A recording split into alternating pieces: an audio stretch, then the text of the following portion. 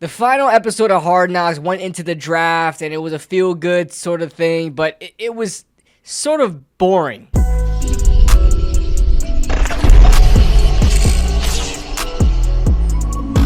What is going on, guys? What's going on, 27 Squad? Welcome back into another video. And alright, this is going to be the final recap for the final episode of Hard Knocks. And I'll be honest with you, I'm kind of already done with it. You know what I'm saying? This episode was kind of like lackluster.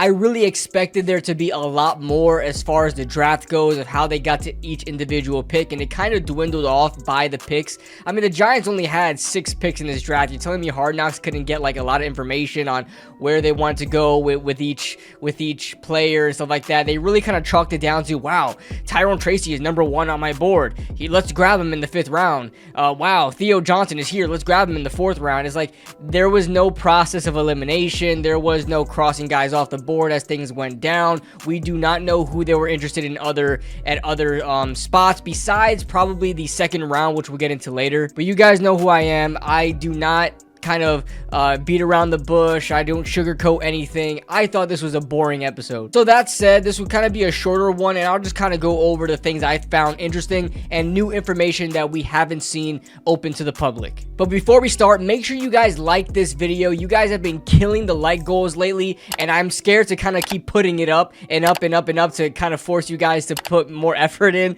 But you guys have been killing the like goals lately. Let's make this like goal at like 100 likes. I'll just cap it at 100 likes. Let's see if we can get there. Alright, for the final episode, this starts off them going right into the draft. I guess they kind of had a little meeting beforehand on how they wanted the draft to end up, and they kind of predicted it to a T. The only thing that was the biggest kind of question mark was what the Chargers were going to do at number 5. Were they going to get an offensive tackle? Didn't really matter which one. They thought J.C. Latham or Joe Alt.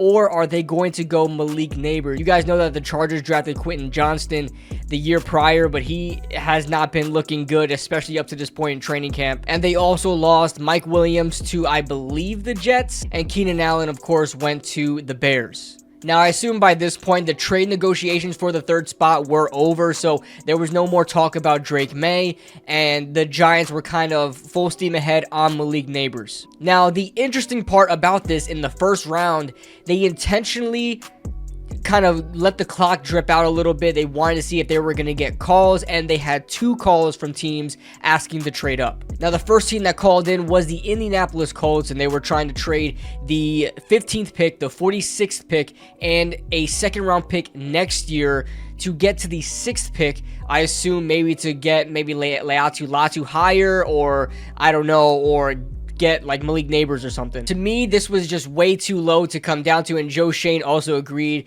That's just too far.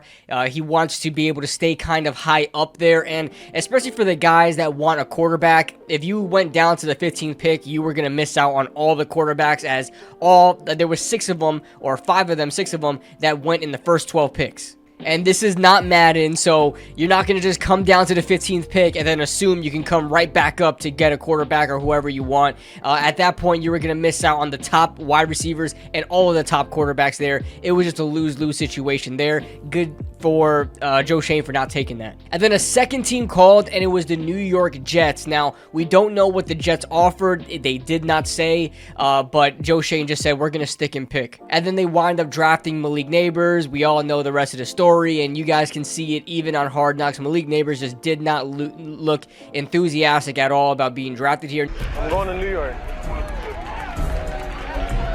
I'm going to New York. Now, since then, his mood has kind of changed, and that was kind of going to be apparent, you know, when you're somewhere for long enough, you're just kind of going to feel the vibes up, and he's making friends. Jalen Hyatt, Wan'Dale Robinson, he's made a lot of friends. So since then, Malik has looked happy to be here, but when he was drafted, it was clear he did not want to come here.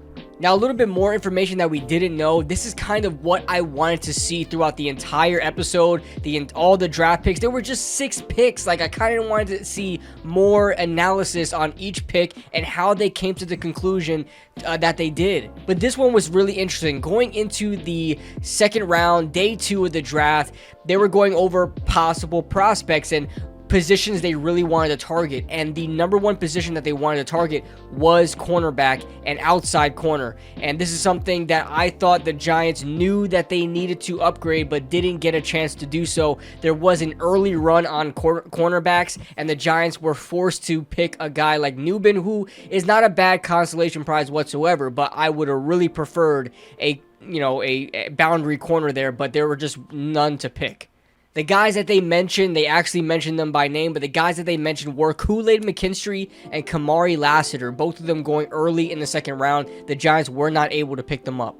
And along with them were other cornerbacks as well. Max Melton, who is a guy that was on Giants' top 30 list as well. Local kid from Rutgers. So we know that Tyler Nubin was eventually the pick in the second round. In the third round, they were talking about possibly getting a slot cornerback. And they said Andrew Phillips was probably the last guy on their list that they felt comfortable being a starter for them. The other guys were like developmental. And it was his Senior Bowl, which I could have guessed as well. I thought his Senior Bowl was fantastic, a lot better than he showed on film, but his Senior Bowl kind of really caught their eye, and they really envisioned him to being the slot starting cornerback for them even before the draft. And then the analysis kind of cuts off from there. They kind of rush it up a little bit, and they talk about Theo Johnson and how he's explosive, he's big and tall, and yada, yada, yada. Then they talk about Tyrone Tracy. He's explosive. He has great stats in the explosive game and stuff like that, but they really don't touch on anything. And poor Darius Muasau, the only thing we see of them drafting Darius Muasau was Dable and Shane's wife talking about, oh, look, they got Darius Musu, or whatever they said. Darius Musu. Checking in from Hawaii. So excited to join this organization. And they're just talking at like a bar or something like that. And that's literally poor Darius Muasau. We don't even get to see them talk about him in the war room. But guys, that is pretty much it. Like, that's all they talked about. I wish there was more to talk about. I am not going to act like there's more to it. Like, oh my God, crazy information, guys. Guys, it was just really nothing. It was really probably things that we probably would have saw on like their YouTube documentaries that they do, like last year when they did a Giants life and they go over the draft. It was really nothing more than that. They didn't show their big boards at all. They didn't kind of go over their strategy to a really big effect. I mean, listen, they had 40 minutes to do so. I don't see an excuse there. They could have really done a lot. The rest of the episode was them at some after party or whatever, and then kind of going over the scouts, and then a little bit of the OTAs and stuff like that. Then just working out, and Daniel Jones talking to Malik Neighbors. That was pretty cool. And then Brian Dable and Joe Schoen looking at the reveal of the Giants throwback 100 season uniforms, and just the look on Dable's face. And then you just hear him in the background. I love it. You can tell they don't like him. Bro, those uniforms are so ugly, bro. That's it. I don't want to talk about it anymore. I really didn't think that they were going to bring that up. But those uniforms are ugly. But that's it, guys. I'm not going to keep you guys here much longer. I'm sorry I've been out. I haven't been able to cover the past 3 days now of Giants practice. I know Daniel Jones has been struggling. He's had his up and downs. The defense has been coming up strong. I seen all that. I just wasn't able to make a video. I was out this weekend, so I apologize for that, guys. But don't worry, we're rolling into August. It's going to be great. Football is back this week. We got the Hall of Fame game and stuff like that. So that being said, guys, leave your thoughts in the comment section below. Leave a like if you guys enjoyed. Subscribe if you guys are new, and I will see you guys in the next video.